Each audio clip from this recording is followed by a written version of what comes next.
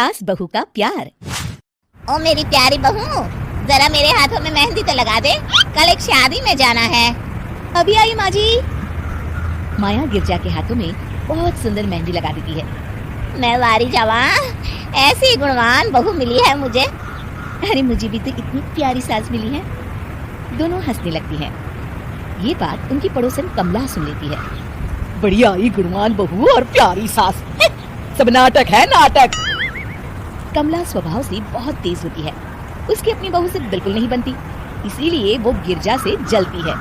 अगले दिन मंदिर में, अरे गिरजा बहन, आज शाम मंदिर में कीर्तन का प्रोग्राम है, आप आएंगी ना?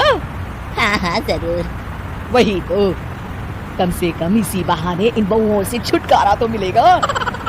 कैसी बातें कर रही हो कमला, मेरी बहू तो साथ आएगी।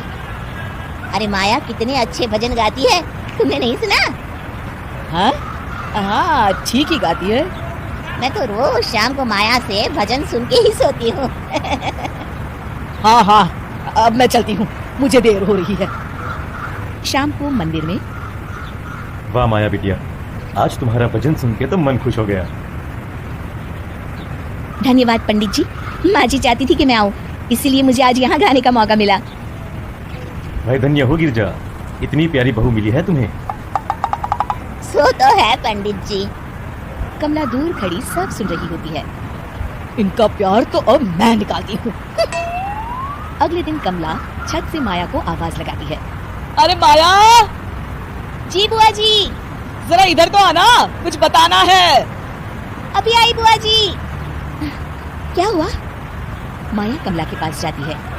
पता है, कल सुबह गिरजा मंदिर में कह रही थी कि उसकी किस्मत फूट गई जो उसे तेरे जैसी बहू मिली। अच्छा बुआ जी, किसी बात पर गुस्से में कह दिया होगा।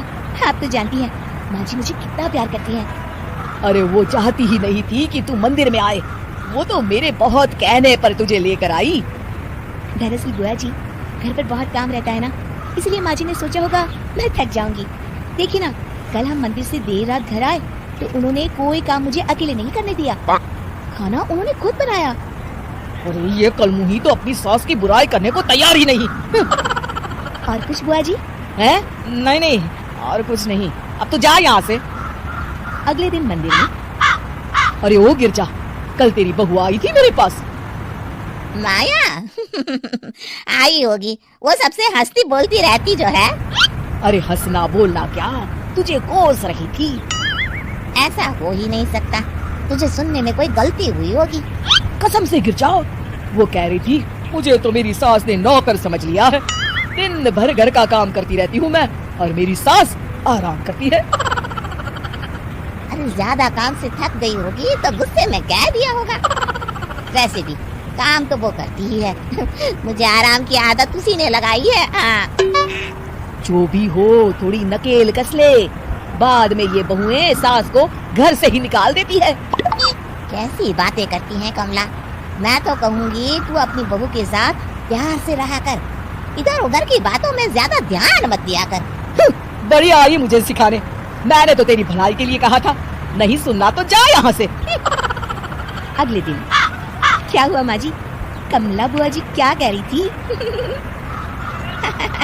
तू तो जानती है कमला और उसकी बातें। हाँ हाँ, बड़ी परेशान है हमारा प्यार देखकर। अरे ना समझ है वो। दोनों खिलखिलाने लगती हैं। शाम को कमला मंदिर के कोने में अकेली बैठी होती है। क्या हुआ कमला बेटी? पंडित जी, मैं बहुत परेशान हूँ, मेरी बहू मुझे प्यार नहीं करती, वही गिरजा की बहू उस पर जान छिड़कती है। ये तो अपनी अपनी करनी है बेटा। गिरजा की बहू ही नहीं, गिरजा खुद भी तो अपनी बहू को जान से ज्यादा चाहती है ना। सो तो है।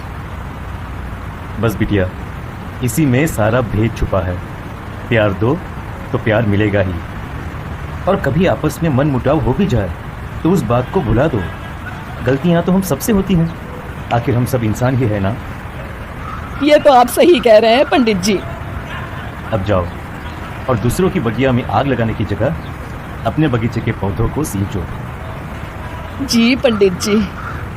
शिक्षा, दूसरों को अच्छा देख उनसे ईर्ष्या करने की जगह खुद को अच्छा बनाने का प्रयास करें।